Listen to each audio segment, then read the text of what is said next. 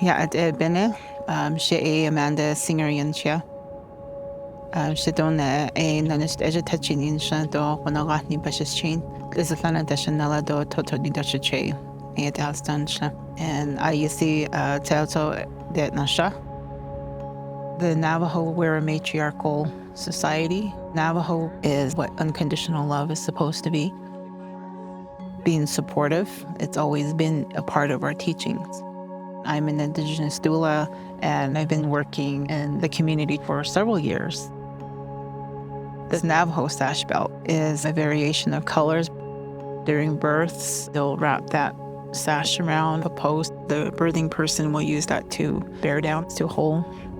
And the ones that we use for births are longer than the ones that we use to wear. I have big dreams.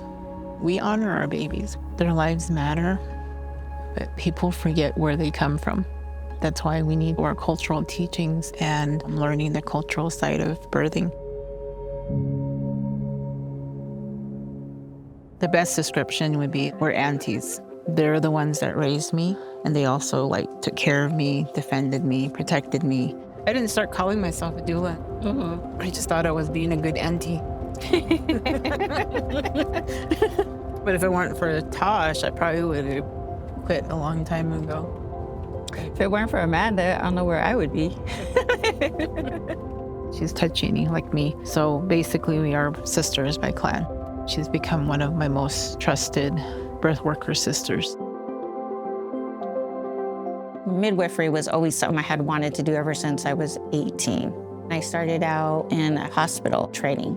Out of 40 of us, only 3 of us were Indigenous. I was shocked. The midwife is more medical, delivering the baby. The doula is non-medical, more of a birth coach. I found out that there was not a lot of Indigenous midwives, very few.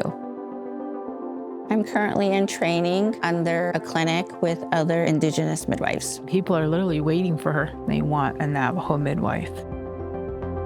Barriers to having a midwife or a doula in the Navajo Nation is they don't have running water, they don't have electricity, they don't live on paved roads. It's always hot out here in the summer. 109, 110, it's a dry heat too. Amanda approached me about a farm birth. It was outside, but with how hot the temperatures were, we didn't feel comfortable that it would be safe for her. To come up with a solution, we thought outside the box. Our 5th wheel is 42 foot long. It's kind of like a little apartment. We got Mary inside and turned on the air conditioner, and she labored inside. When it was time for her birth, she went outside. It made things so much easier for the mom. We had a certified midwife with us. It was Mary's dream to have her baby right next to the cornfield, and we helped them make it happen. The partner is very included in the home birth. He was there throughout the whole labor and even doing an introduction so that the first language that the baby hears is Navajo.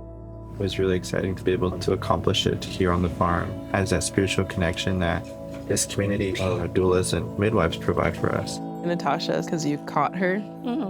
You guys will always have that special bond now. Haya's my first one. Aw, just always gonna remember her. Yep. In the end, we were ready. We made it happen, and now Haya's here. My team ends up becoming the teachers to some of these Navajo families who have lost their culture. The Navajo terminology for Hogan is Ho'owanamaza, basically a round house. It symbolizes a mom's womb, the protection of the mother. The entrance represents the vaginal opening and the birth canal. When you walk on that dirt floor, that's your way of connecting with Nahastan, Mother Earth. The wood stove pipe that goes up into the middle of Hogan, that represents the umbilical cord.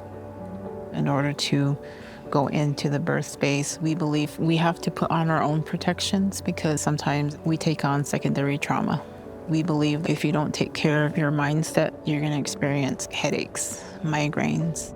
To keep it fresh and new, we burn sage. We believe that protects the birth space to help or the parent spiritually and the baby spiritually.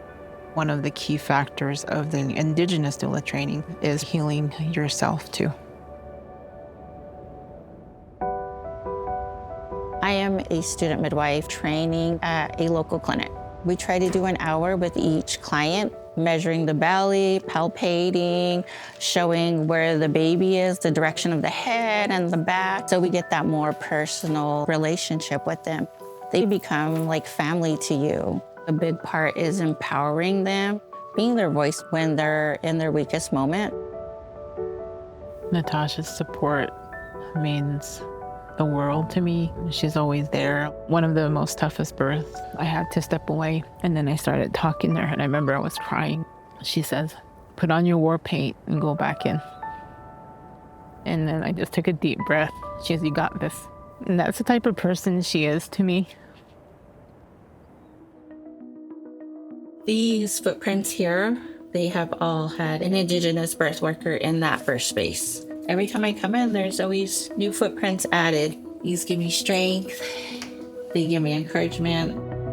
I know integrating all of these cultural aspects around birth and preserving it will help the community.